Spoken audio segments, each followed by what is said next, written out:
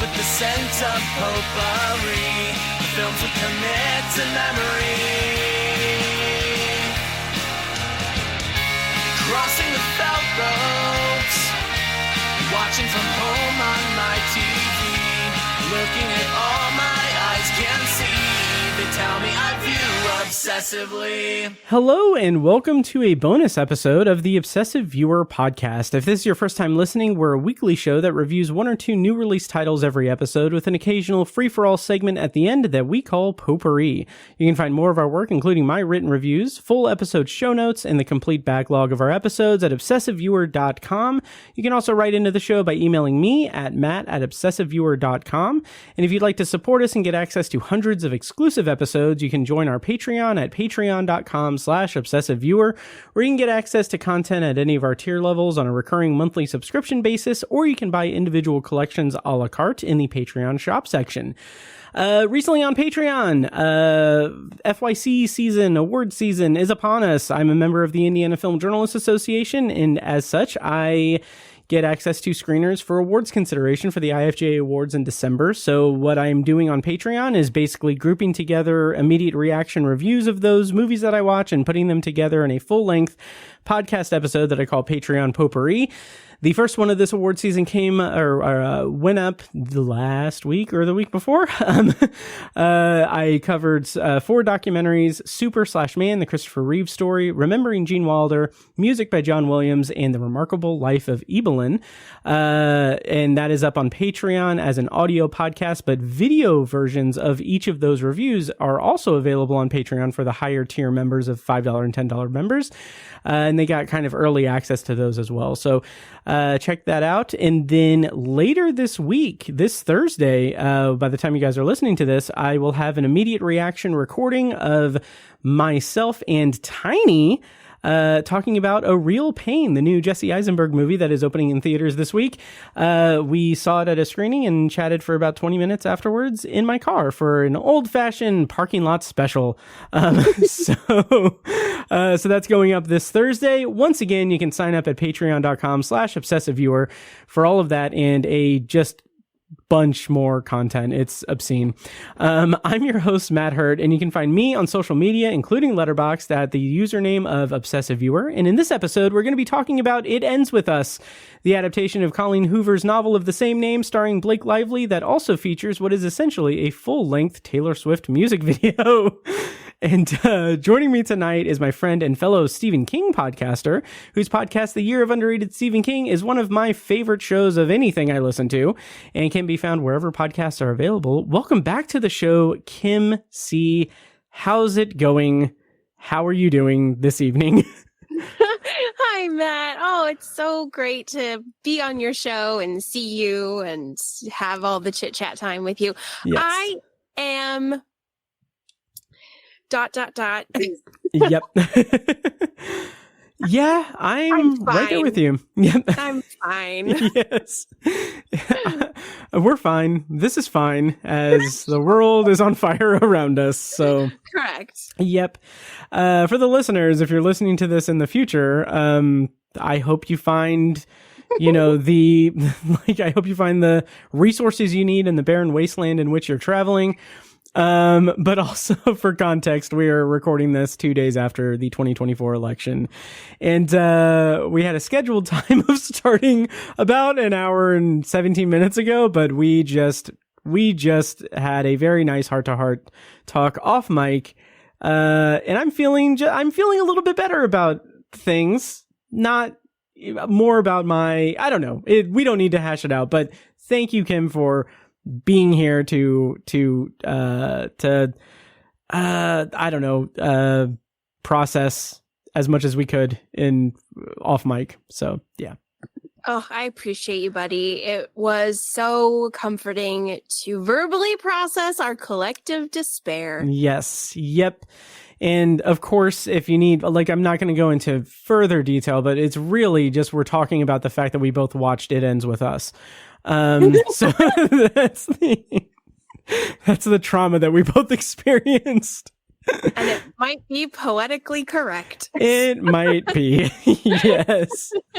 But before we get into the review and everything, because this is a bonus episode, all we're going to be doing is reviewing this movie. I do want to give you a platform to highlight what you've been doing on the year of underrated Stephen King, and also the Dance Macabre with Kim C. So first, can you tell people where they can find your show and give the log line of it and promote?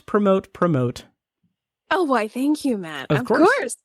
You can find the Year of Underrated Stephen King wherever you podcast. To my knowledge, we're also on YouTube, if that's a more comfortable way to digest my one-woman Stephen King podcast. I am a university fiction teacher who started a Stephen King podcast during COVID because I just wanted to get deeper into those books, and I wanted to celebrate the genius of Stephen King's writing. And so if I had to do it all by myself in my living room, I was going to do it, damn it. And so it's become such a fun way to connect with constant readers and people who have never read him and celebrate this amazing storyteller. And this month, I have a really fantastic constant reader interview with a horror writer named Calvin Ellis, who is a joy. And we have a really, really powerful interview. It starts off very, very relaxed, very demure, very mindful. And then he just really opens his heart and shared a lot of personal loss that I was so humbled to be able to learn about. And so the Stephen King community is a really special group of people, as you know. As you yourself are a part of it. So I have a really awesome constant reader interview. And this month, for crying out loud, I'm hoping my schedule allows, my episode of Wolves of the Calla, Dark Tower 5. So excited to be able to get back there and celebrate this wonderful addition to my tower journey. It's been great. So that's what I have going on the Year of Underrated Stephen King. And then on the Patreon, the Dance Macabre with Kim C, I am making my way through the 1990 short story collection Nightmares and Dreamscapes for the very first time. So I'm reviewing, for the most part, about 2 stories a week. And they are wacky, wild, weird, wonderful.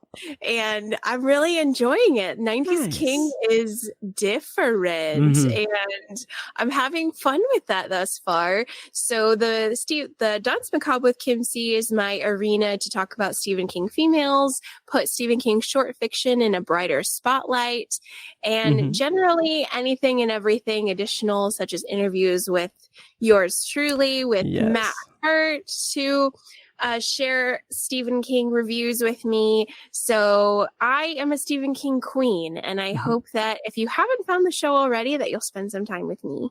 Yes, and I implore everyone to do that, especially as Tower Junkies has been on hiatus for way too long.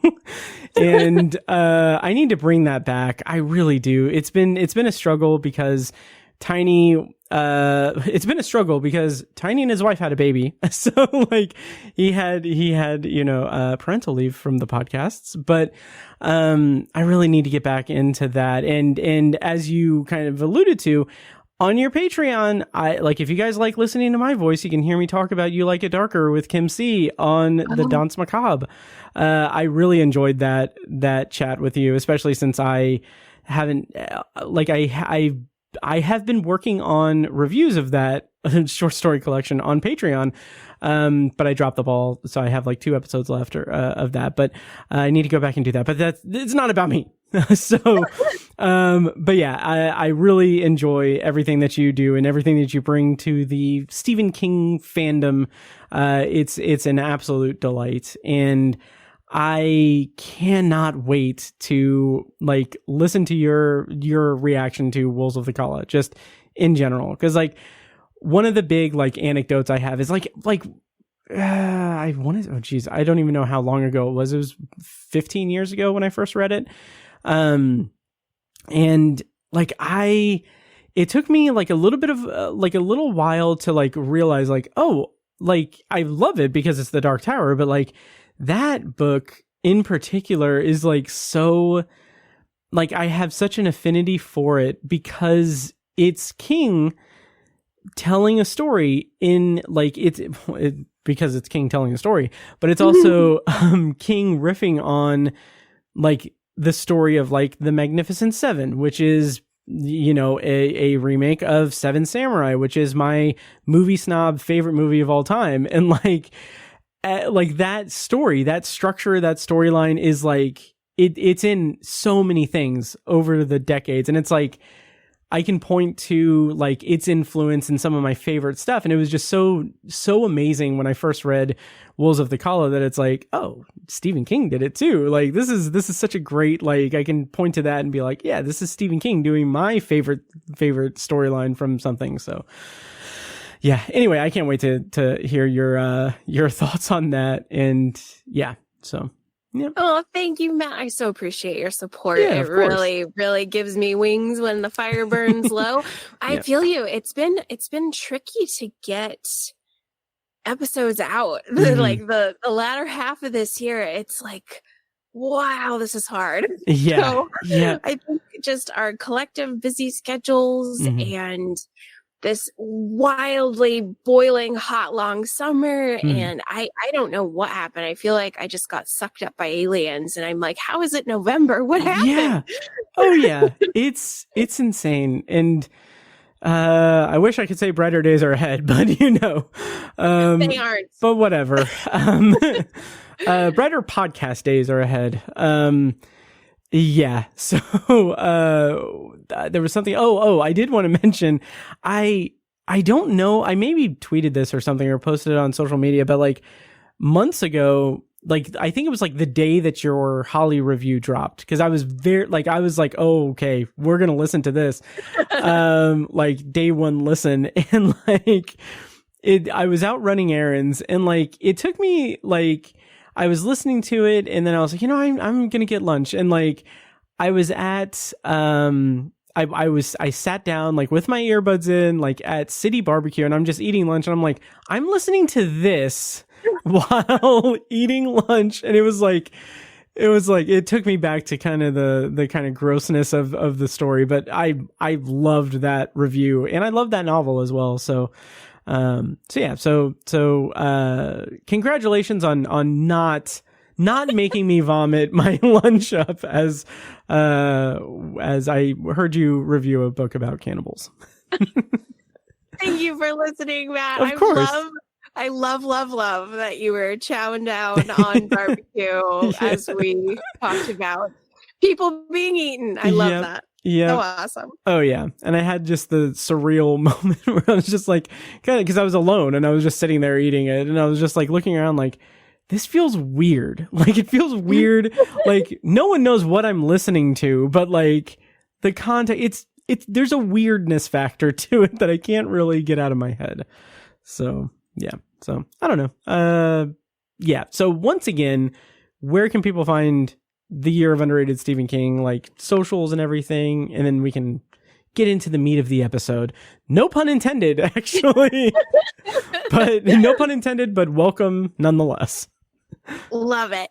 Yeah, I am on Instagram as well as Twitter, but I don't know if I want to stay on Twitter for much longer. But Instagram, Twitter, you can also say hello at underratedsk@gmail.com and say hi and let me know your thoughts about the show, your journey with Stephen King, XYZ.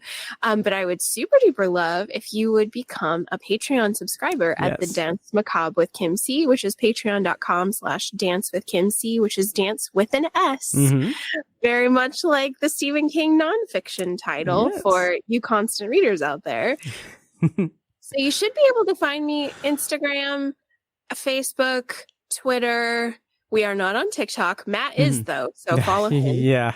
I don't know how much longer, honestly. I can't it's a lot.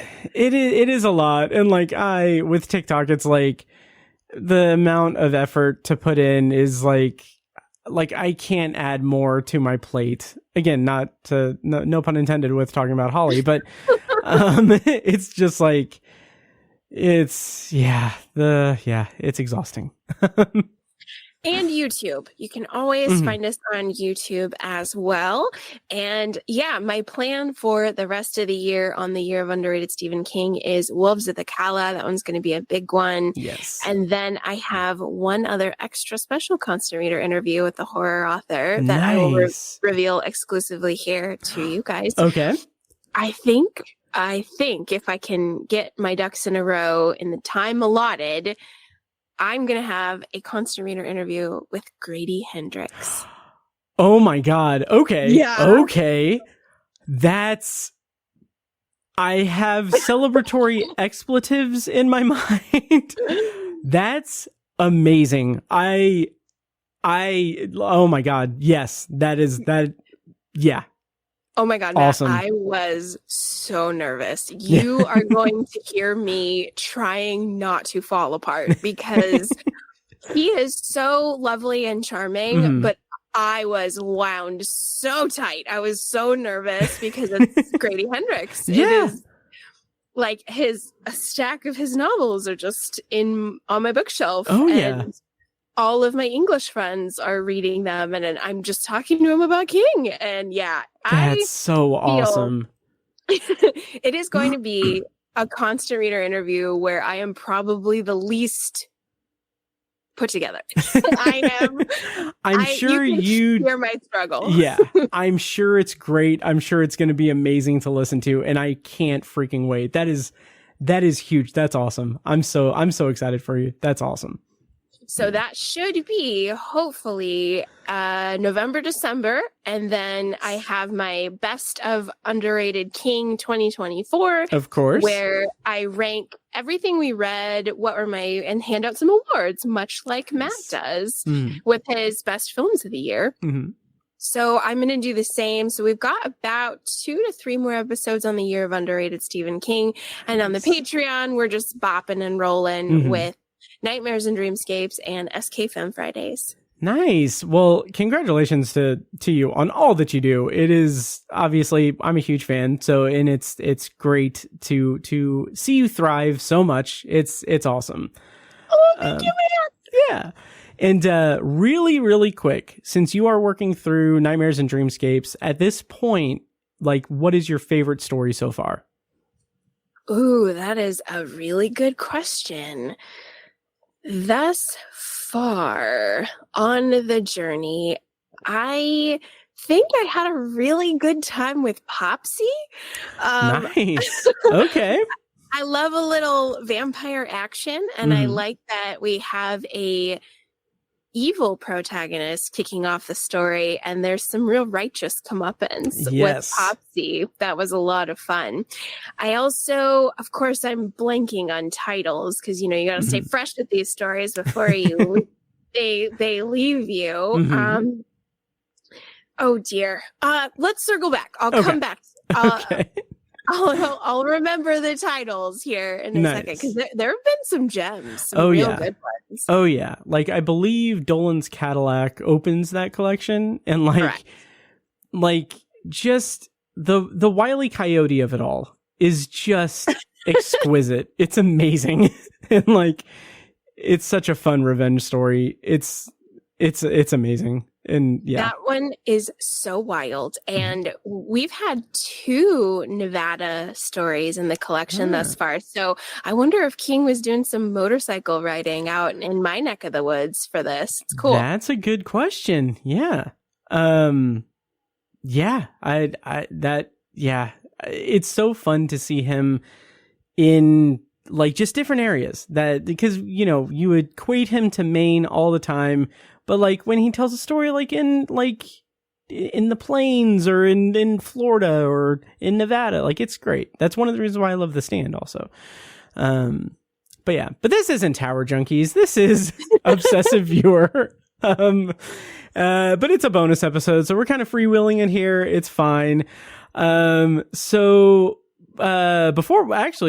to delay the review a little bit longer, as we are coming to the end of the year, have you been keeping up with any movies released in 2024 that you are particularly passionate about or excited about, or anything has stood out in this year in movies? bonus points if it has a Taylor Swift music video in it, I guess. So that is a great question. I really feel like my brain's been just on spin cycle for the last couple months. I'm trying to remember, like, did I see that film this year? Was that this year? I don't know. Because was Priscilla this year? Like, that was last year. That was last year. Yeah. Okay. It might have been, it was last year. Yes, it was last year. Because I don't think it was the year before. I really liked, I think this one was this year, I hope, Mad Max, the Furiosa. Furiosa. Yes, that was this year. I really liked that one. And I also had an amazing time at the theater with Dune Part 2. I liked it. I love that world so much. Arrakis is a lot like where I live. So sure. It feels like coming home when I see the desert worm planet. I just thought it was so visually incredible. I love the costumes.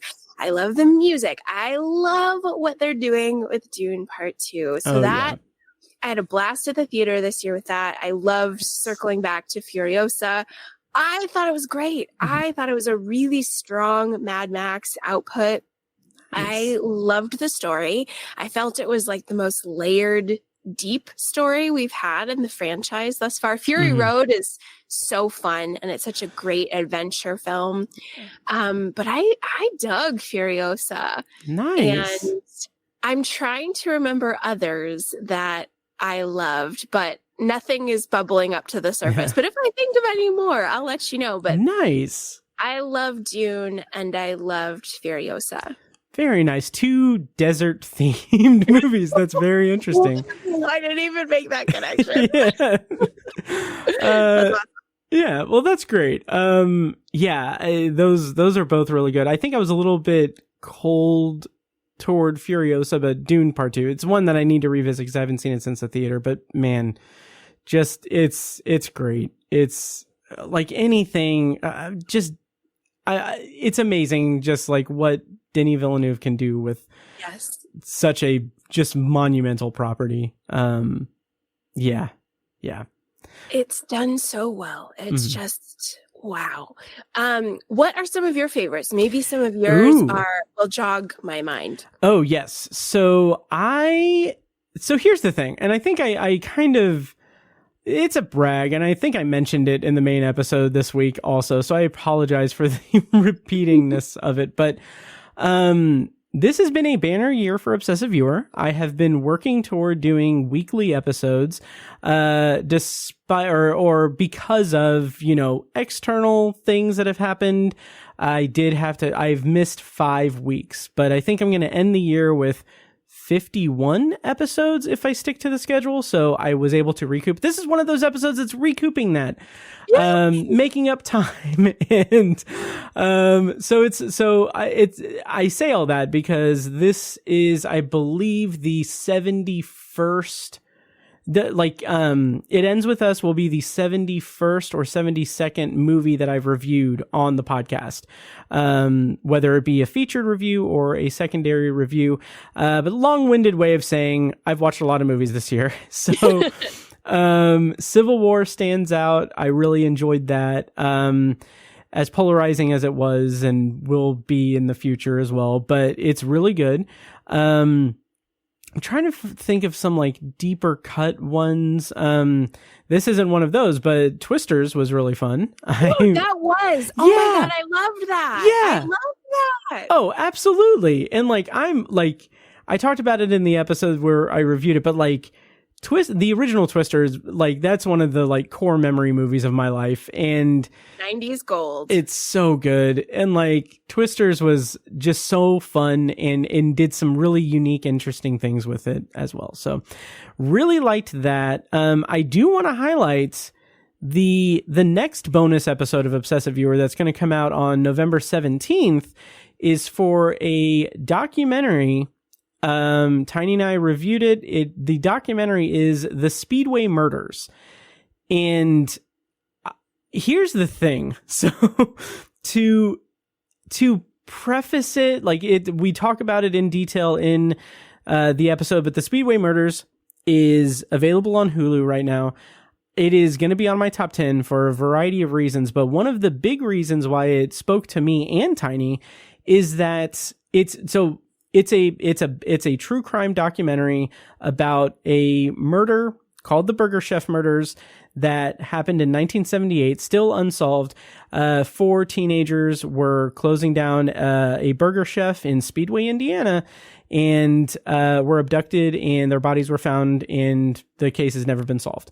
I feel like the review, and I say this in the episode, the review is somewhat of like the culmination of the Obsessive Viewer podcast, because Tiny and I grew up in Speedway, Indiana, and he still lives in Speedway, Indiana. And when I was in my early to mid 20s, I like researched this case. I wanted to write a book about it, but then because I was not teenager, but a 20 something, I just like, podcast, let's do that instead.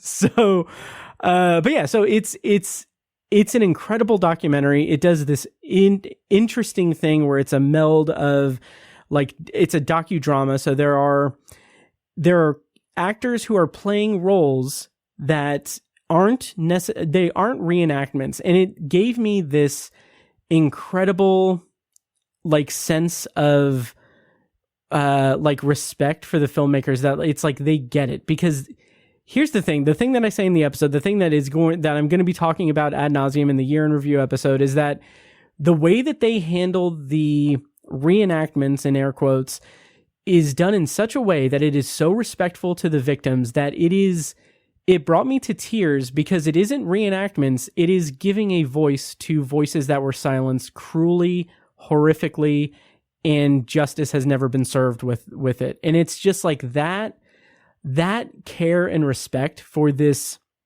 heinous crime is like, it's some of the most provocative and emotional like filmmaking I've seen in this year. So that's the Speedway Murders. It is on Hulu, and I highly recommend it, especially since we have a bonus episode coming out in by the time you're listening to this, 6 days. So check it out. I recommend it. Oh my God, I'm gonna watch it this week. Nice. Oh my Nice. gosh, Matt! Holy crap! I'm gonna watch the hell out of it. I cannot wait to watch it. But what's crazy is in 1978, my mom was 17 and she worked at a Burger Chef. Oh wow! Okay. Yeah. That was one of her first jobs. That's wild. Okay.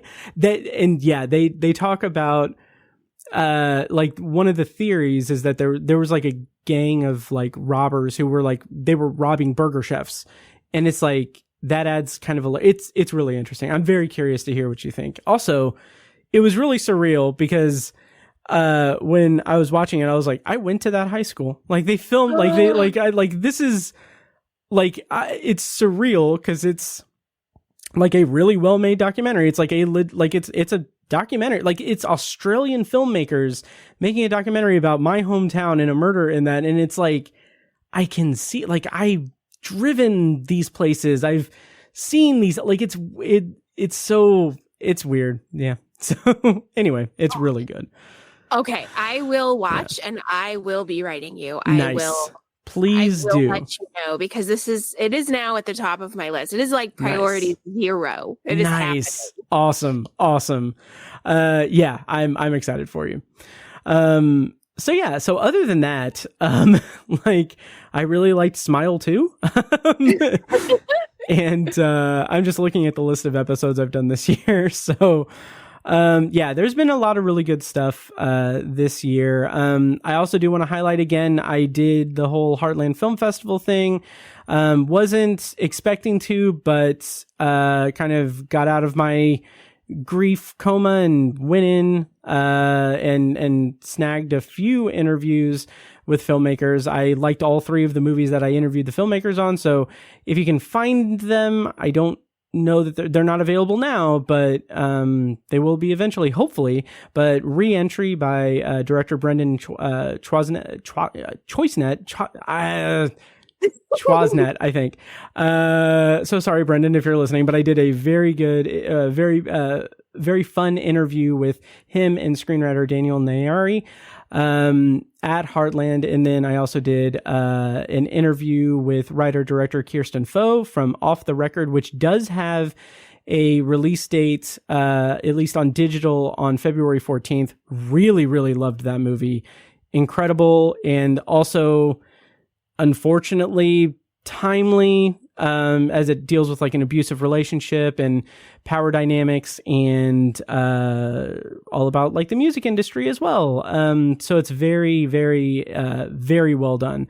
And then finally, The Waiting Game, which was a documentary by writer-director Michael Hussein from Indianapolis about the ABA and the fight for ABA basketball players to get NBA pensions that they were promised. So the ABA was a not necessarily competing organization for like professional basketball, but a side one that a lot of them went to the NBA and they were promised pensions, and now they're of an age where they are not getting their pensions, and sadly they are getting into situations where they are needing very bad medical treatment and very serious medical treatment, but they don't have the resources, the money that they are owed for this incredible talent that they had and entertainment that they provided for people for years.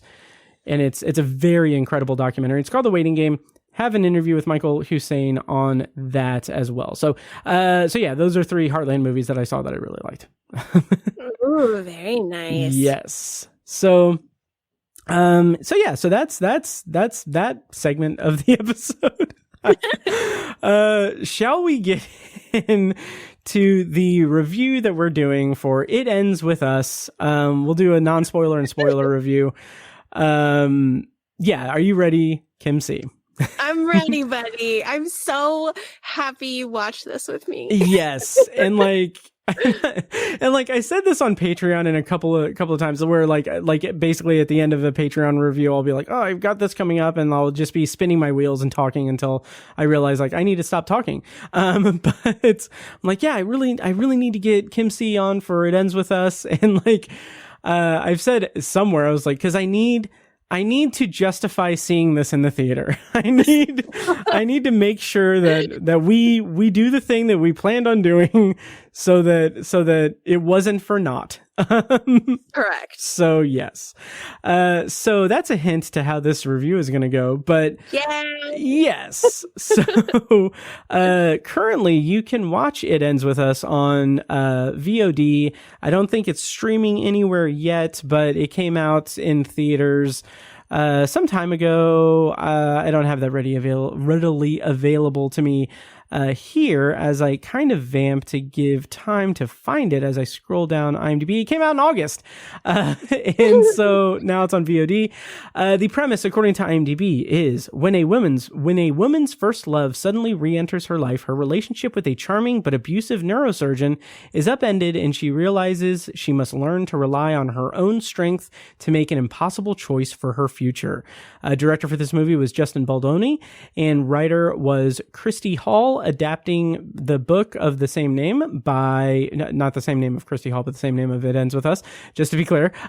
She adapted the book by Colleen Hoover, and the cast includes Blake Lively, Justin Baldoni, Jenny Slate, Brandon Sklenar, and Hassan Minaj. So Kim C. of the Year of Underrated Stephen King podcast, how did you feel, in non-spoiler terms, about It Ends With Us? And have you, I know you've read Colleen Hoover before. Has she ever had anything else adapted? She has, right? Good question. I think this is her first big one.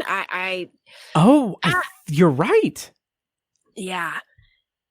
So this is this novel. So let me first start with the positives, which is what we always start with in workshop. When I teach my fiction students, I don't care how crappy a draft was. I don't care. We will find the positives and we will start there. Nice. So This story, this novel, I believe is one of her biggest selling books, Colleen Hoover. And so if you have read the book, it's a very quick read. You can get through it in a day if you're just powering through, because her writing style is pretty simple. There's not a lot of frills to it, not a lot of density either, but you could really get through it, and it's entertaining. She really can grab the reader. And if you were someone who has read the book, the film is almost identical to the film, which is kind of encouraging because usually they don't do that. Usually they take a lot of liberties with the story. They skew off in a direction that doesn't exist, and the interpolation is just ridiculous. I know that happens in Stephen King a lot, and you and I are never happy about it. Nope. But this is a real treat for book readers. If you have read this novel, you will, for the most part, minus the performances, I think that you will love how close it is to your reading experience.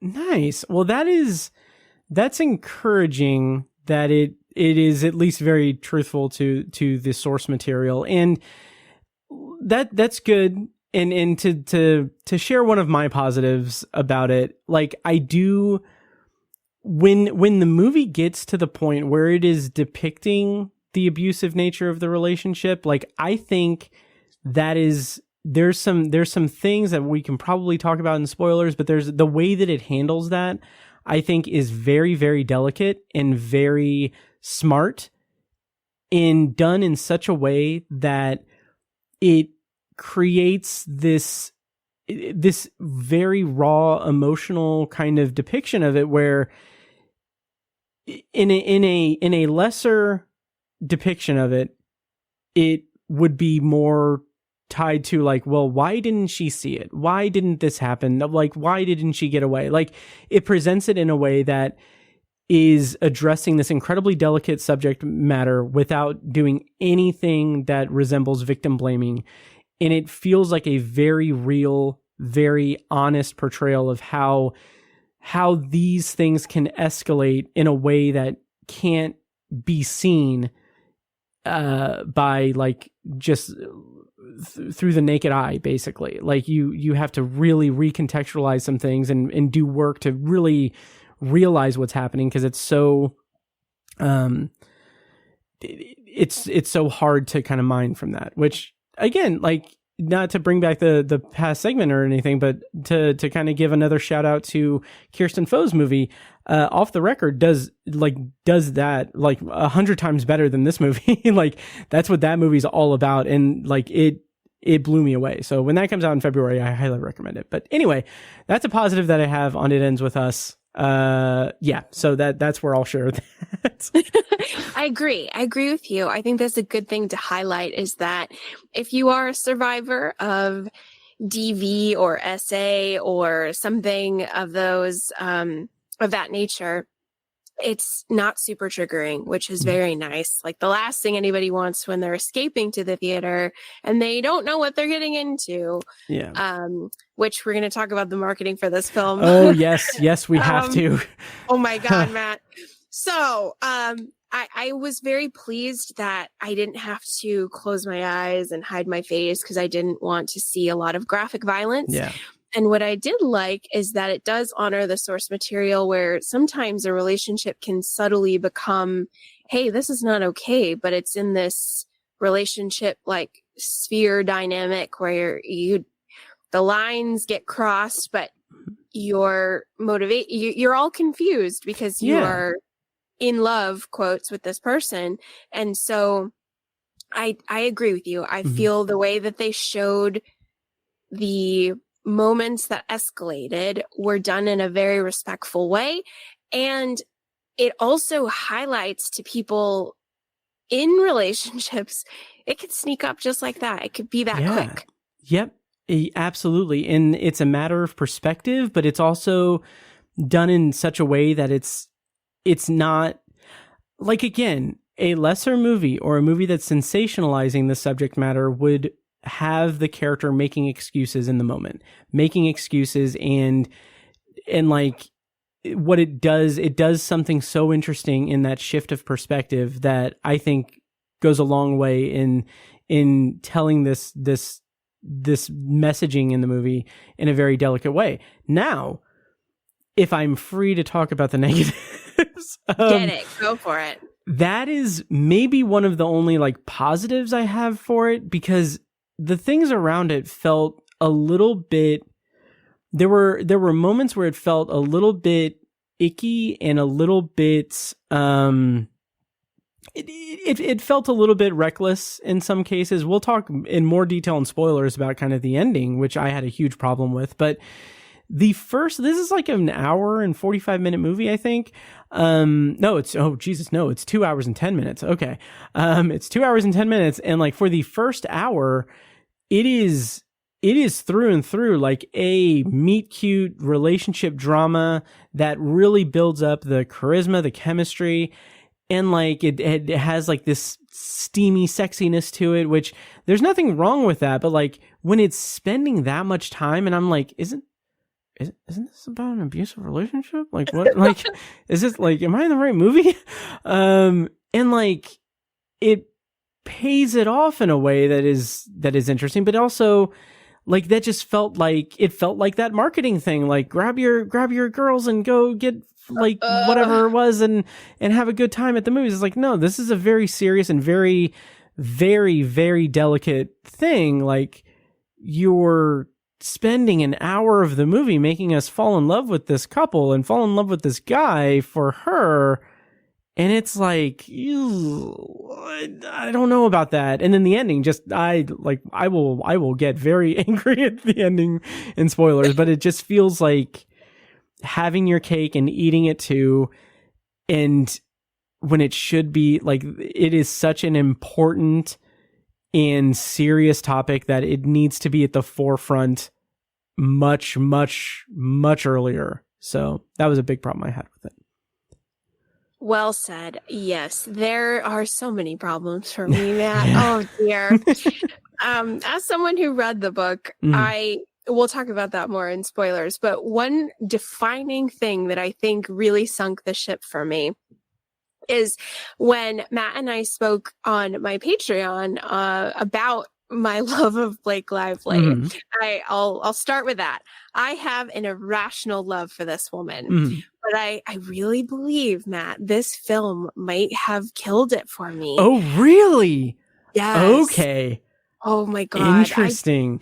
Yes. And are you saying that because of the movie or also because of the outside of the movie? Like, because she got dragged through the coals pretty harshly on social media and TikTok especially, which is all algorithm driven and everything, but like it did not look good for her, honestly. Correct. Yeah. That's a great question. I believe I'm probably like 75% outside of the movie is what probably killed it. But the 25% that really made me angry is that I can tell she hates Justin Baldoni, who plays the character of Ryle, who is her love interest. Matt, she hates his guts. And so these parts that have to be romantic are so contrived. The parts where she has to be emotional, she's doing it for herself, like she's crying for her. But when it comes to lovingly connecting with this character, this actor, Justin Baldoni, you can tell she's like, get the hell, I hate you so much. Wow. Like you could feel that they have zero chemistry. And I know that that's been a thing in the past. Sometimes celebs, they don't get along, but you know what? Yeah. Make it work. Make it work, everybody. Your job as an actor is to set that aside, and you're supposed to make the audience believe that you are madly in love with this person. Like, sell it. You are there to sell it. And yes, I believe Blake Lively and all of her power and wealth and influence and companies, she's like, fuck this. I'm not going to pretend. I don't care. I don't like you. And so I'm going to phone it in. I'm phoning in this performance. And that's what she did.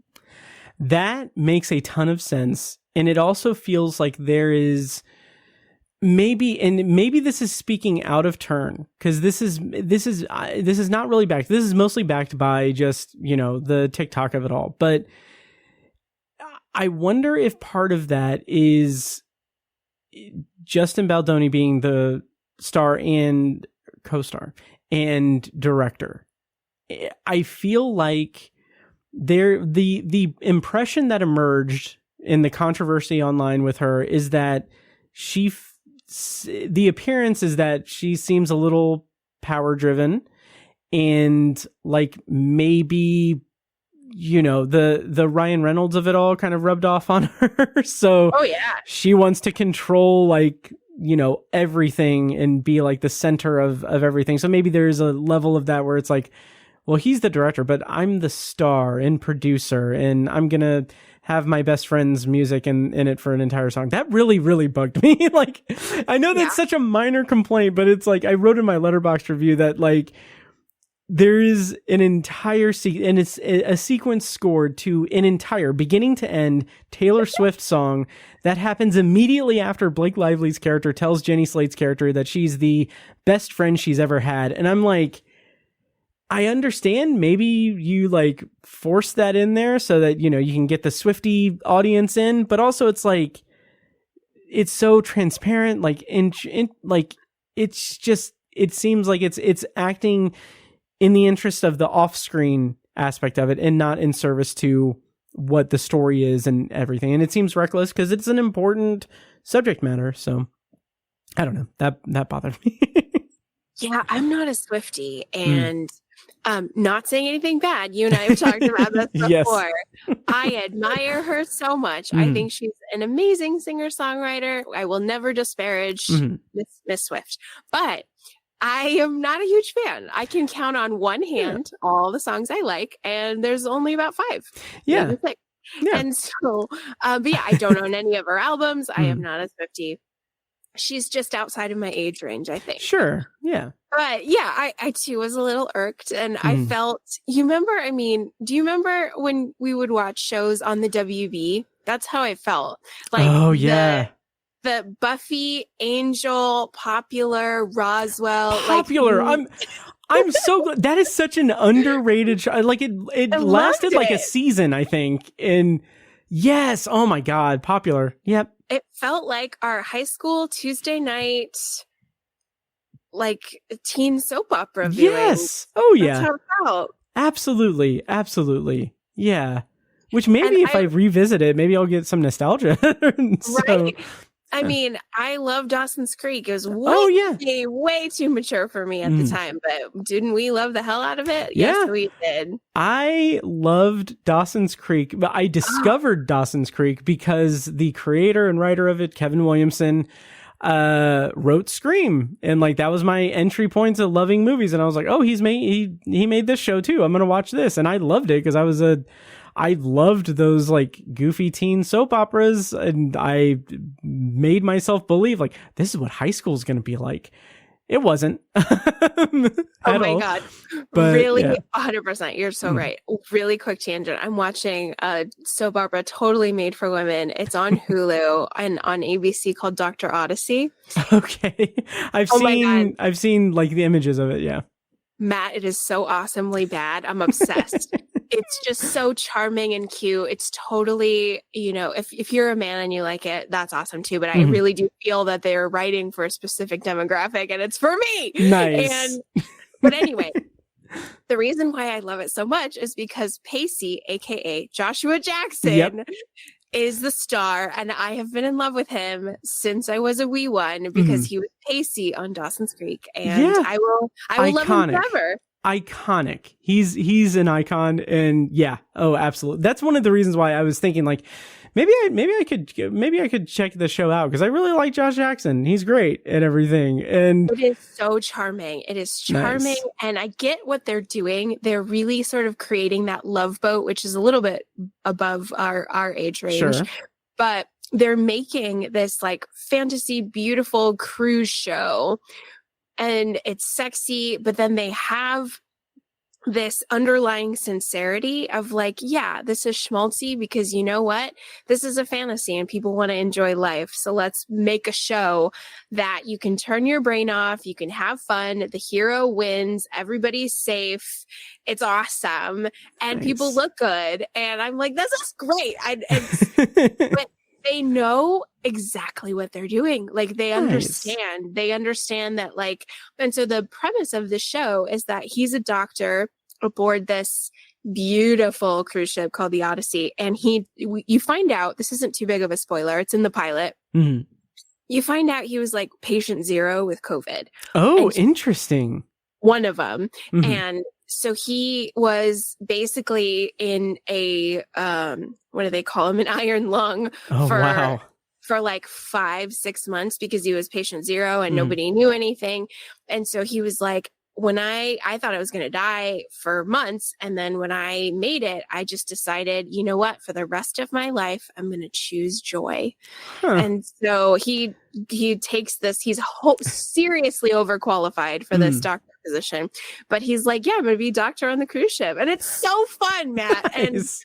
And it's Joshua Jackson, who is also in the Mighty Ducks. Of course. Charlie, yep. Little Charlie. Oh, yeah. And he was Pacey, and I'm in love with him, and everyone should feel my little teen girl feelings when I watched Dr. Odyssey. Nice. That is a good pitch. I will maybe check it out. Do it. The other side of it is I believe it's a Ryan Murphy show, and like I can't with Ryan Murphy. I can't, like, I've tried. His stuff is not for, like, I liked the OJ Simpson one, but like I get it. Yeah, I get it. So, but speaking of, it ends with us. Let's get back to that. Yeah. So that's interesting that you say that about her clearly hating him in the movie, because like in a way, like I agree with you that there is that there. I do think that the strength, like one of the very few strengths of the script is that I bought into the chemistry in terms of them getting together. Like I mean, it's kind of like you said, Colleen Hoover. I haven't read her stuff, but she writes to entertain, which is, there's nothing wrong with that. And like, there's not a lot of substance to their connection or anything, but I bought into it. But yeah, so I don't know. So I'll give you a little bit of friction there, but yeah, I can totally understand. She probably did hate him in real life. And I say that as a Blake Lively fan because I've seen everything she's done. I'm a little bit obsessed because I think she's beautiful. I have a very few. On one hand, I have a list of celebrity female crushes who I would leave the world of men for, which I told Matt on my Patreon interview. And Blake Lively is at the top of that list. Nice. Like, she is so perfect to me aesthetically that I just would serve her. I would be her Renfield for the rest of my life. Happily, even though she's, what we've learned from the press of this movie, is not the nicest person, which is heartbreaking. Yeah. Heartbreaking, soul smashing. But anyway, so I know what a talented actress she is. So I could tell that it was hard for her in some parts. But I am glad that you were able to believe the chemistry and the romance. And I did feel casting was good. I didn't have a lot of problems with it. I thought I really liked Atlas and her. That was very winning. The Brandon Sklenar? Yeah. Sklenar? Something Scandinavian. Yeah. He was actually a real Foxy actor who was in the Yellowstone spinoff 1930 something. Oh, okay. Was it 1920? No, 1923. Thank you. Yeah. I thought it was my favorite Stephen King novella, but he was in 1923, and he was absolutely extraordinary. I am not a huge Yellowstone fan, but I really do like the spin-offs because they're period pieces, and I feel they did a really great job. So 1923, really, if you like Brandon Sklenar, he's great in that, and he's really good in this movie. It's very understated and subtle, but I'm glad they chose him. I thought he was a really good Atlas. Yeah, I think he did a really good job.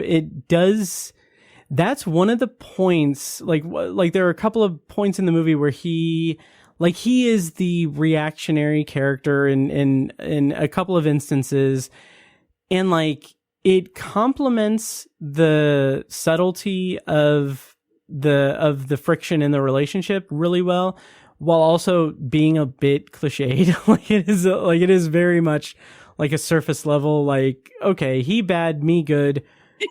Like, we men, we fight.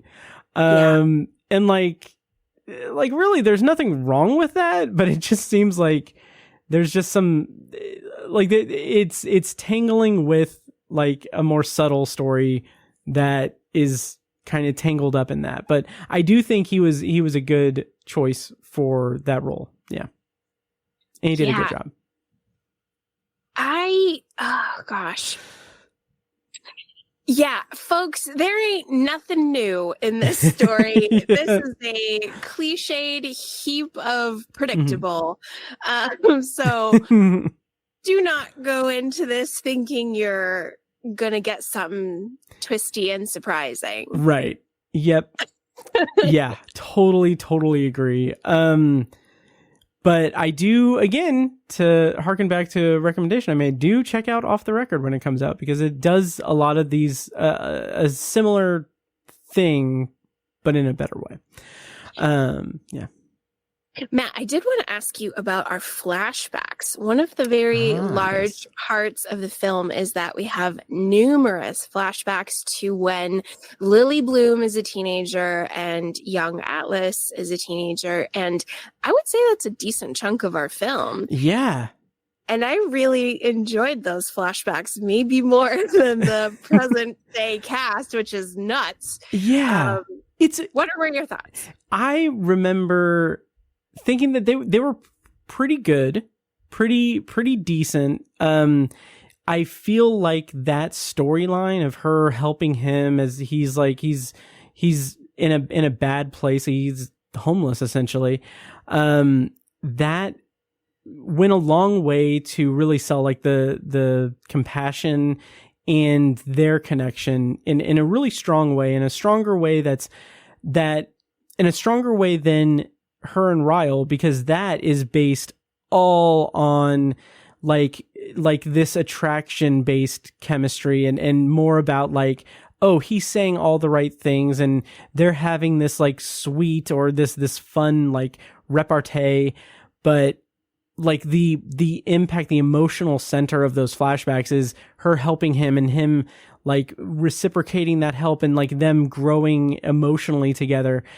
Like, it's a far better movie than the present day stuff. And I like it as a contrast to the relationship that she has with Ryle, but I also kind of feel like it's a little bit disjointed in terms of like, oh, it's, you know, we get a lot of the flashback, but it's spread out across so many things and it doesn't seem to really, like, there isn't much of a tether to it. It's more like some of those sequences are like, okay, well, we need to tell this part of the story so we can tell this part of the story later. So she's at a party, so like, let's flashback to them hooking up for the first time or whatever. And it's just like, okay, maybe tighten it up a little bit, be stronger in both of those storylines so that it's better. But yeah, but isolated, I liked those flashbacks a lot. Samesies. They're actually the best part of the book. Oh, nice. Because I don't know who likes Ryle. Like, Ryle is just, he is an insert cookie cutter, the fancy dreamboat guy who doesn't have a ton of substance. Yeah. Colleen Hoover tries to give him a little bit of substance with the loss of a brother early in their life, and which makes him want to become a doctor, XYZ, but there's just nothing there that's compelling. Whereas with the character of Atlas, he has had a lot of adversity, a lot of struggle, but he also has dreams that the viewer gets to be a part of. Like, he wants to go to Boston and make something of himself. So we're cheering for him the entire time. Mm-hmm. And I feel like we just don't get that same kind of character development with Ryle. I hate his name so much. Me too. It's so annoying, but the names in general are a little bit like Lily Bloom, and she's a florist, and Ryle and Atlas. Like, dumb. Can we get like a Tom in here or something, or like just a normal? I don't know. As someone who frequently, and Matt alongside me, regularly digests Stephen King's writing, characters, everything. And so when I read Colleen Hoover's work, I'm like, well, I'm going on a diet. Ain't got nothing here. And that's the sad part of her books for me. I think that they are all plot. So you're turning the pages quickly to find out what happens. But she's making things happen, but not reflecting on how it's impacting the characters. And I think we have that in this film. Oh, absolutely. And I will say, I think one of the things that's just noticeably missing is that neither Atlas or Ryle appear to own a blue chambray work shirt. Like, that is the biggest issue I have with it. That's what was missing. Yeah. Oh, yeah. But yeah, is there anything else we can talk about in non-spoilers for this movie? Because I'm very much itching to get to really the last act of the movie, the last third of the movie. Are you ready to go into spoilers, or any parting thoughts for non-spoilers? I think I'm ready, buddy. I think I'm all out of thoughts on this initial segment. Let's hit the gas. Nice. Let's do it. And I know that you are not, and I'm going to try not to pitch it or sell you on it, but you are not on Letterboxd, correct? I am not, but I want to be. I want to be just to read your reviews. Nice. I recommend it. I did go on a little bit of a tangent in my Smile 2 review about people, like, it's become like, it's the kind of TikTokification of Letterboxd.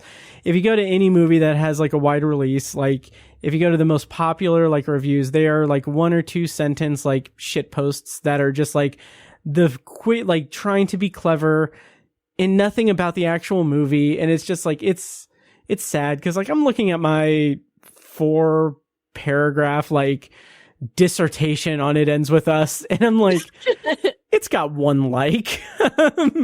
Meanwhile, people that have, let's not to go on a tangent here, but yeah, like the most popular reviews, I don't know. Well, there's not that much. Yeah, I don't know. It's bad. But anyway, if you were on Letterboxd, if you were to rate this on a scale of 5 stars, what would you rate It Ends With Us? Ooh, this is gonna be. At first, my initial reaction was 2.5. Okay, but then I swiftly decided that 2 stars is appropriate. Nice. Okay. That's good, because I also rated it 2 stars. Excellent. Yeah, and I'm trying to put this together. But maybe after this conversation, I might lively put it to 1.5. I don't know, because you said swiftly. Anyway. But no. I see what you did there. Yes. I will add applause and everything in post.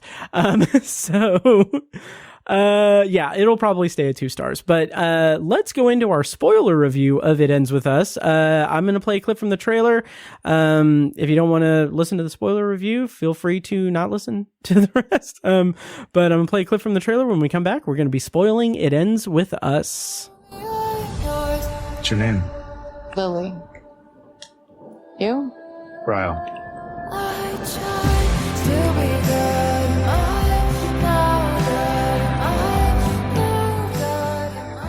And spoilers on for It Ends With Us. And it was funny because when I put the trailer I pulled the trailer onto the mixer and everything, and I was like cutting it, I was trimming it and everything. I was like, this trailer is it's just music. It's just like that is the only piece of dialogue in this trailer that I pulled. So I had to get a little creative with it. But anyway, spoilers on for It Ends With Us. And Kim, you had mentioned the backstory of Ryle and his brother. Oh, yeah. And here's the thing.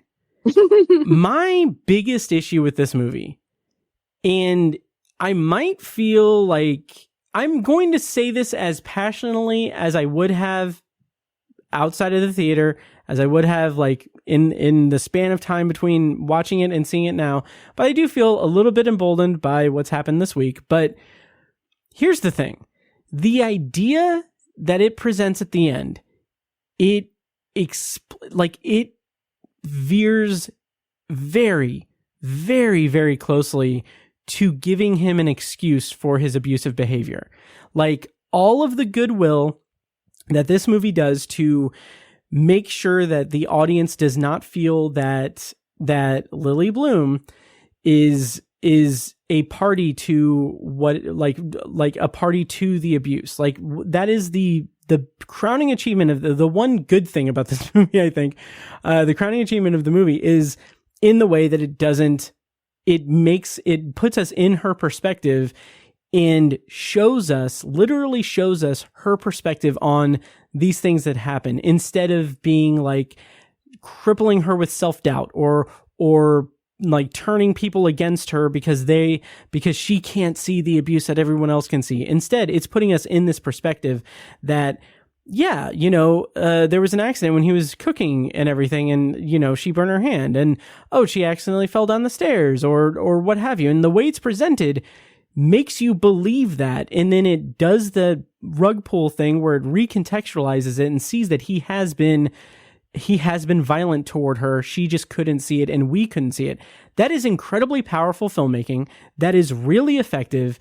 And then it gives him like this weird thing where it's like, well, you also have to keep in mind, when he was a kid, he accidentally caused his brother's death. So, he's dealing with that. And that's why he wants to save people and help people and everything. But, he's got some demons and skeletons in his closet. And it's like, I understand there are many, many like traumatic events and there are many things that can contribute to behavior.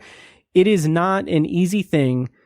But also fuck this movie for giving an out to like even hinting at it, which I think is probably more dangerous than outright saying like, well, you have to consider this. It's more like hinting at it so that,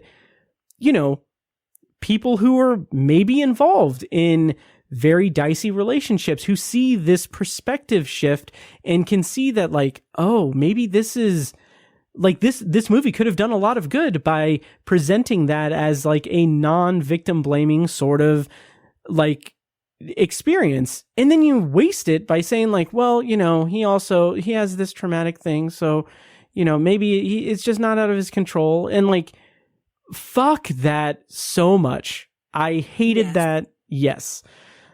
So anyway, that just rubbed me the wrong. I've now rated it 1.5 stars. Good. It deserves it. Well said, Matt. Well said.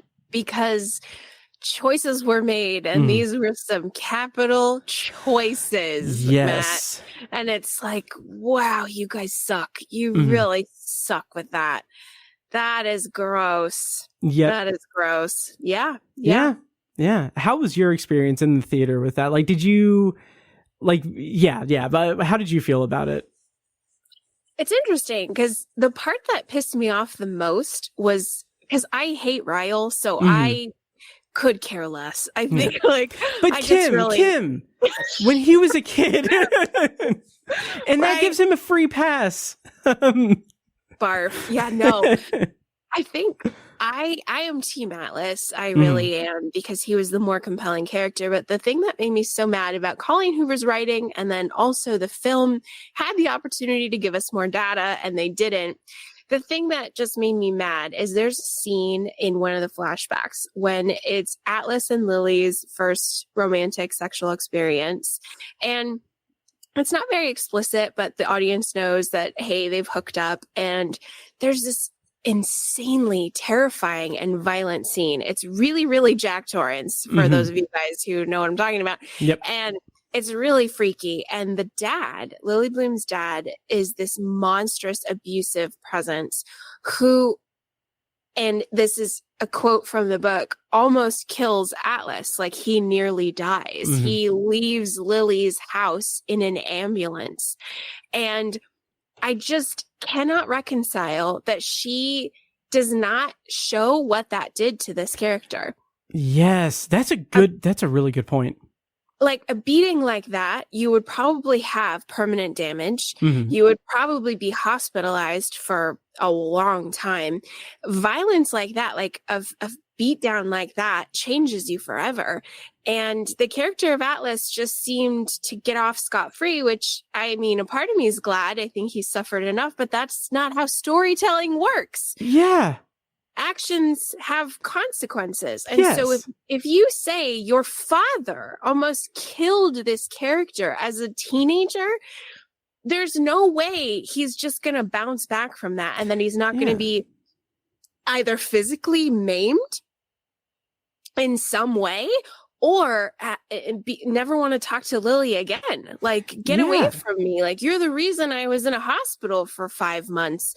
Like, you almost killed me. And so I think that our human animal instinct would be like, no, I never want to see you again, or I'm going to be forever altered in this way. And it's just shit storytelling, man. Yeah. Oh yeah. It seems like it just leaves it there and doesn't, it doesn't reconcile anything or reconcile it. But love it.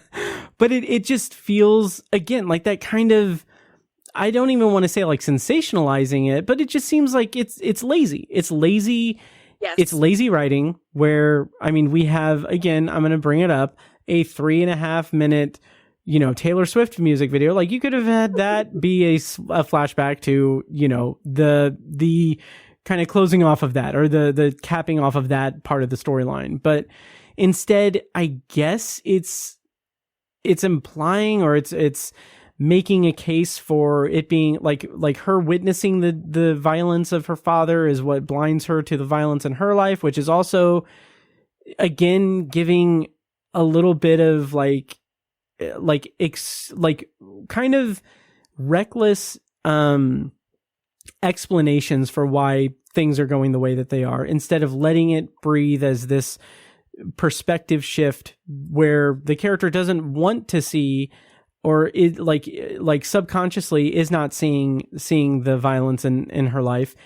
Like, why make it because she's shielding herself from the violence in her past? Like, why make it that if you're not going to mine that for like the very, very like strong, like mental characterization that it should be? Instead, it's just kind of giving an out for like explaining why things are the way they are. And it just feels icky, like the childhood trauma thing with his brother. Yeah. Yeah, well said. Thank you. Absolutely. Yeah, which I also, that reminds me, the other big side of that with him having that link in his past, Ryle having that link in his past to kind of explain it. The other thing that I really kind of hated about it was, it's like, oh, he has a daughter now, so now that's a clean sweep. Everything is like a light switch. Everything that has been in my body is now changed, and I'm going to be great. And it's like, so it's like, fuck that. Like, maybe like make sure your daughter is supervised with him. Like, that's not like, it's this weird, it's just, it feels reckless. It feels so reckless, and in an attempt to be like a happy ending, that it, to its credit, it does give her the satisfaction of saying like, yeah, I'm divorcing you. We're never going to be together again. We are never, ever, ever getting back together.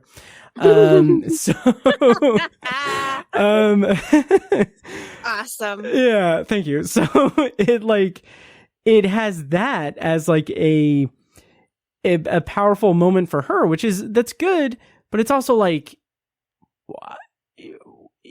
don't give him the out. Like, don't give him an out. Don't, like, this type of character does not deserve to have like a sudden change. And that's why I said, like, maybe, something that's happened this week in real life is what's kind of riling me up.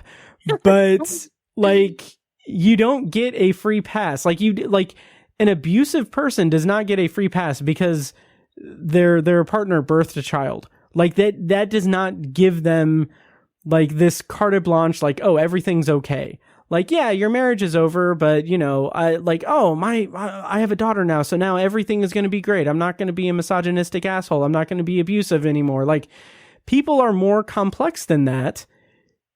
And this movie is dangerous in the fact that it is depicting it as not complex, and it's sending the wrong message when, again, the messaging, the perspective shift was so good, and it's wasted.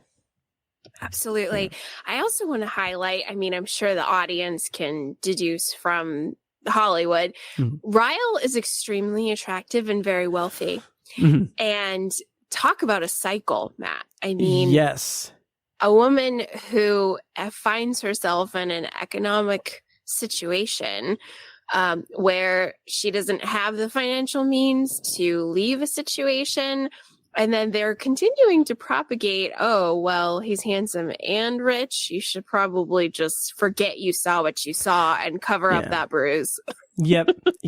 That's such a good point. And that's why I personally try to stay as close to the poverty line as I can.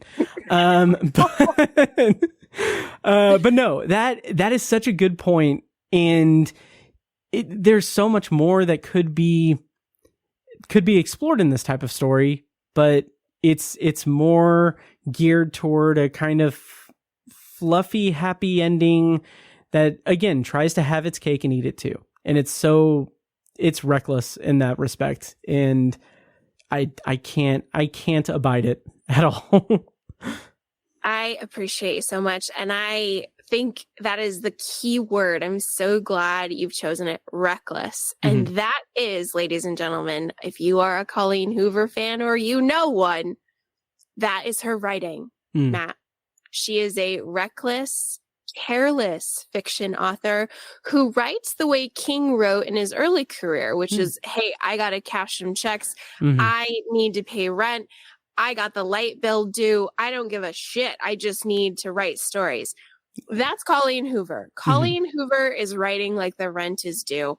And it's sad because she doesn't have to. She's got some financial success now. You should take greater care with these characters and understand that when you're making these page-turning plots and you're making, and apparently this story is her mom's story. Like, I guess her own mother was abused. So this is like very similar to her mom's story, but again, the character work, right? I think you have to build character in a story, and you don't. No. And the choices that are made with these characters are so sloppy, and it just, it's in the end, it's like, wow, this was forgettable and also extremely offensive. Yeah. Oh, absolutely. And that was it. That it was very forgettable too, which is why I like. It's so much time has passed since I've seen it, and like, I was not going to rewatch this movie. So the hell, no. But it's just, I think it's indicative of how reckless and dangerous it is, that like the points that have stuck in my mind are those points that should not be expressed the way that they were. And by that, I mean a full length Taylor Swift music video. we didn't need it. Damn it. We really didn't. Need it. Yeah. So, we can kind of start winding down a little bit, but I do want to ask you the marketing and stuff. We kind of touched on it a little bit, but the whole like bring your girls for a fun, like romantic movie kind of thing. how tone deaf and I don't know. What did you think about that whole controversy? I was horrified. I was horrified. So for those of you who don't know, like Matt kind of started to say, Blake Lively, quote, like Matt was directly quoting her, said, grab your girls and wear your florals and come see this movie, like treating it like it was a Sex and the City spinoff. Yeah. Which is disgusting because this is such a serious thing. Like, no, bitch, we're not going to do that. Right. Secondly, there was a lot of interviews that got spread like wildfire because Blake Lively, unfortunately, I think in real life is most likely a mean girl. Mm-hmm.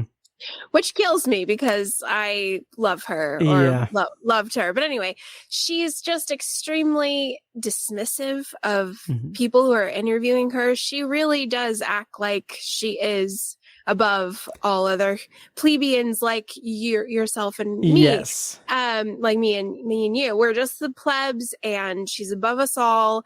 And that just killed me inside because the total package is you have to be the Disney princess. You have to be beautiful and kind. Right. That's what I try to do every day of my life. Yes. It's so like, and kindness is so, maybe it's just for us, but like, it's so easy. It's so easy to just not be an asshole to someone. Unless they voted a certain way, but 100%. Yeah, but there's that, like those interviews, those videos were like, it was rough. It was really, really rough. Like just like the one that stands out is when, the interviewer compliments her baby bump, which she had like just announced that she was pregnant. And like, it's just like the switch flicked. It was like Ryle seeing his daughter. The switch flicked to where she was just like very dismissive, not like making rude. No eye contact, very, very rude. And like, oh my God, like you can just fake it. Like, fake it, maybe complain about it in private if you were offended by that for whatever reason, but to be that just standoffish, like, I will say this, by all accounts, it seems that if I were to work in the service industry, I would probably hate waiting on Blake Lively. Oh, she gives that kind of energy that's like, oh, she's not kind people doing their job. 100%. I also heard, Matt, and this is extra gross, double gross. So she is entrepreneurial like her husband, and she has a beverage company, and she also has a new hair care line for blondes. And she decided to market her hair care line as she was doing press for It Ends With Us. So cool. Come see this movie about surviving domestic abuse and also buy my $85 shampoo. Yep.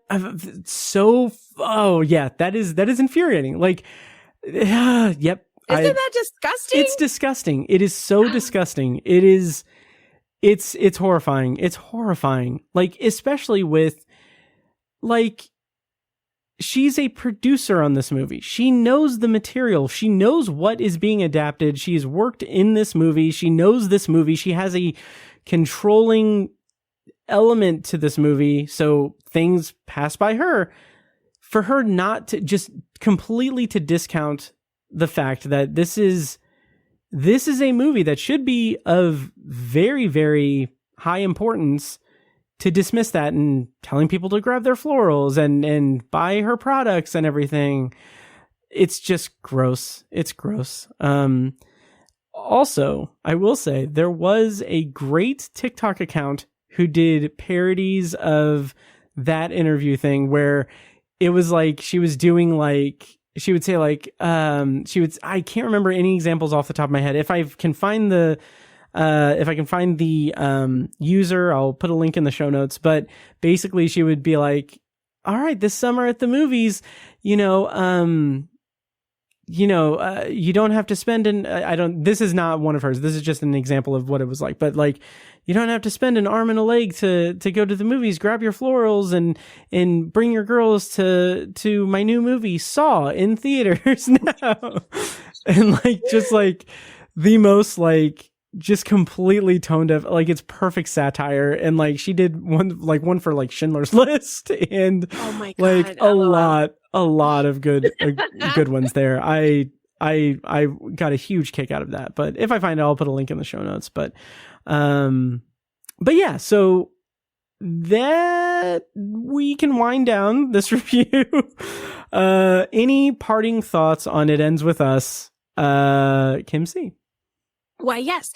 I think that someday this would be an excellent case study, Matt, for how marketing can absolutely Hindenburg a film. Yes. Because I think the majority of people, well, a good chunk of, I want to say a large chunk of people went to this movie because of the controversy. Mm-hmm. And that's saying something. So Yeah. I think this might be a good case study for poor chemistry between actors, terrible marketing. Mm-hmm. It is all other things instead of the story and the film. It's like everything surrounding it. And Yes. I think that's the most interesting part is the film itself is forgettable garbage, Mhm. but everything surrounding the film was just scandal filled and Yes.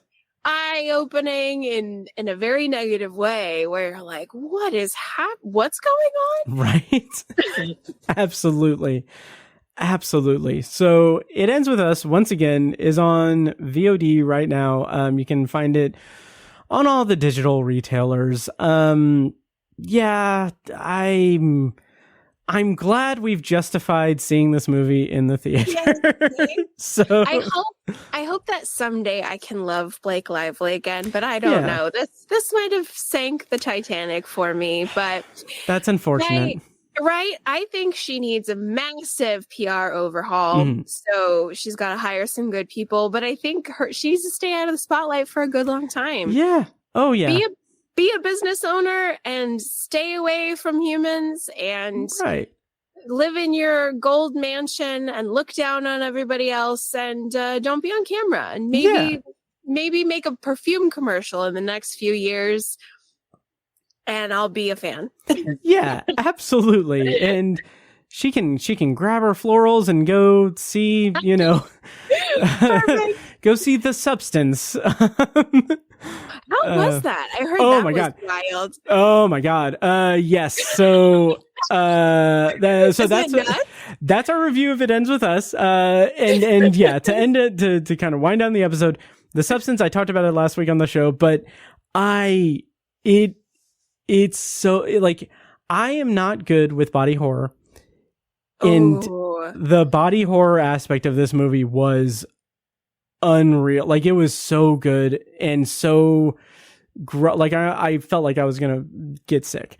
But it's incredible. But the story of it and everything like it's an incredible movie because of the themes and everything of the premise is an older actress who is seeing her star fade, is kind of like eventually becomes part of this group that takes there's a substance that can basically create a separate version of her that carries her consciousness, but it's a younger version of her and they share time. So like basically for 1 week at a time, her young version is living it up while her like older version is, unconscious, and they just share the consciousness in weeks at a time. But what happens is there's like a fight for control over the consciousness. And with every like concession that they make with that 7-day rule, things happen that change and it's rough. But what it gets at is just like this incredible like story of like like spotlight and vanity. Vanity and like using like how like your younger self feeds into your older self, and like how it's so incredible. And like I rated it 5 stars out of 5. Yes. And it's one of those movies, and I think like it's been an embarrassment of riches this year at the movies, because like it is a 5 out of 5 movie for me, but there are other 5 out of 5 movies that are in contention for my number 1 movie of the year. So like I'm in a very, very, very pleased spot, but it's a 5-star movie that I don't know if I have the mental capacity to watch again. Like, dude, it's that visceral, and like not even just the visuals of it, but like the sound design. Like there is like it's an amazing like sequence. Like there are 2 sequences with Dennis Quaid playing this just really slimy producer guy. Interestingly enough, his name is Harvey.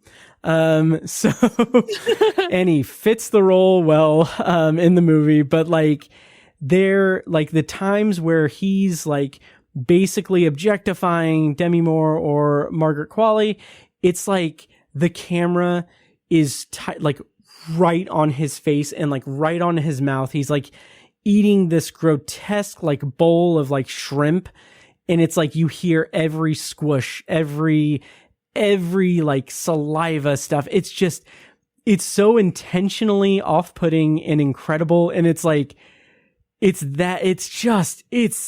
so good. It's so freaking good. And I don't know if I can ever watch it again. Okay, good to know. Yes. All right. I want to see it. I want to see it based on this recommendation. But if I barf, I'm going to let you know. please do, and do not blame me. I gave you fair warning. But you did indeed. But it's incredible. The Substance. It's I think it's on VOD now, or I think it's streaming on Mubi. Yeah. So, and it's also available digitally. But yeah. So anything else, or should we wind down the episode? I think we're good. I think you and I have said as much as this movie deserves. I agree completely. I absolutely agree. So we are going to wind down the episode. Before I get into my whole spiel, Kim C, first of all, thank you again for joining me for this episode. It's always a blast. It's always an extreme pleasure to chat with you.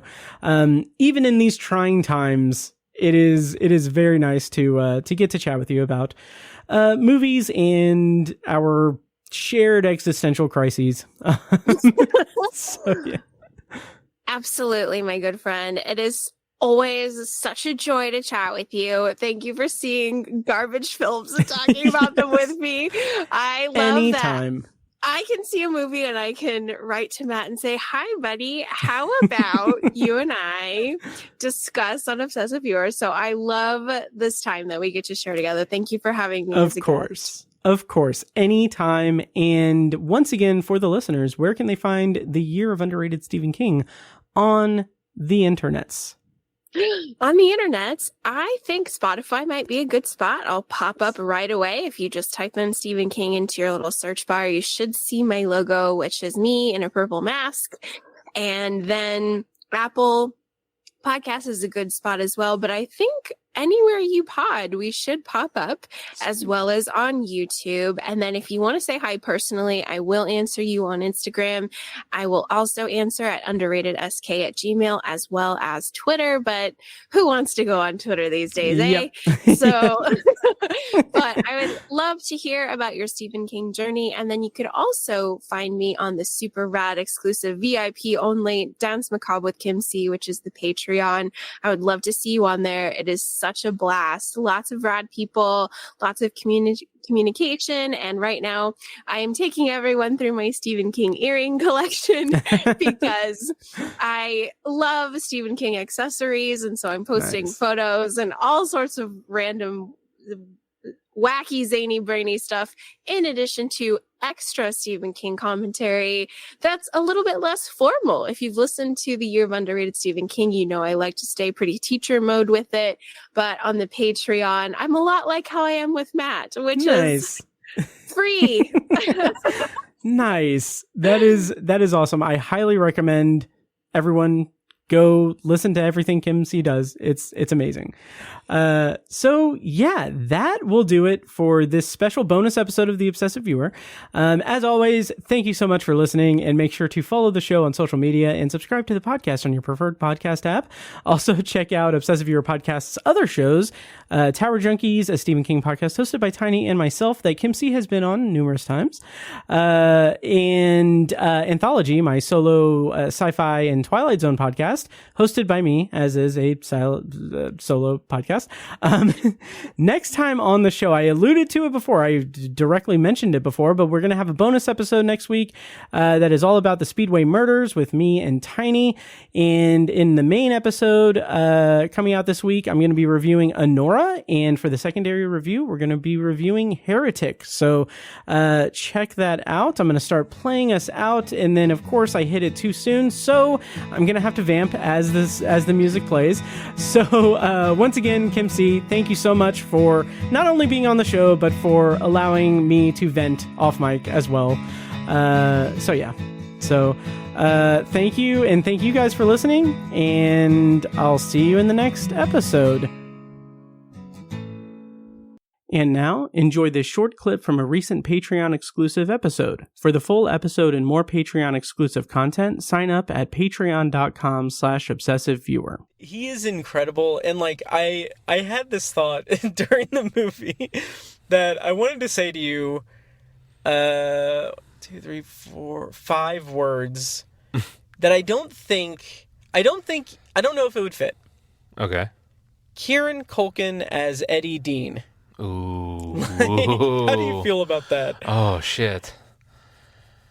Damn. I think I kind of love that. I didn't have that thought and I think it's because I rapid fire talked about Mike Flanagan in The Dark Tower right before the movie started, and then so that was in my brain for the hour and 45 minutes we were in the movie, and then toward the end I just realized man, this performance in particular is very Eddie Dean. It's very tortured, charismatic person. Very there are inclements. No. Inklings? Inklings? What is it? An inkling? Inklings, yes, inklings. Yeah. Of the properties of Eddie Dean there, and I was just it wouldn't happen in a million years. I don't know if I think he may be aged out of it a little bit, because I can't remember how old Eddie Dean is, maybe mid-20s, late 20s. Yeah. Thank you for listening to the Obsessive Viewer podcast. This episode was produced and edited by me, Matt Hurt. If you have feedback, thoughts on our episodes, or just want to connect, you can email me at matt@obsessiveviewer.com. For more information on this show, including a full archive of our episodes and show notes, visit obsessiveviewer.com. And if you enjoyed the show, please give us a follow on social media and subscribe to us on your podcast app of choice so you never miss an episode. Also, consider rating and reviewing the show on Apple Podcasts, Spotify, and Audible to help increase our visibility and grow our community. If you want to support the show and get early access to new episodes, as well as a steady stream of exclusive episodes, you can join our Patreon at patreon.com/obsessiveviewer. For information on more podcasts presented by obsessiveviewer.com, visit obsessiveviewer.com/podcasts. Our theme song is A Little Mad Sometimes by As Good As It Gets. For more of their music, check them out on Spotify and at asgoodasitgetsmusic.com. Thank you so much for listening, and we'll see you in the next episode.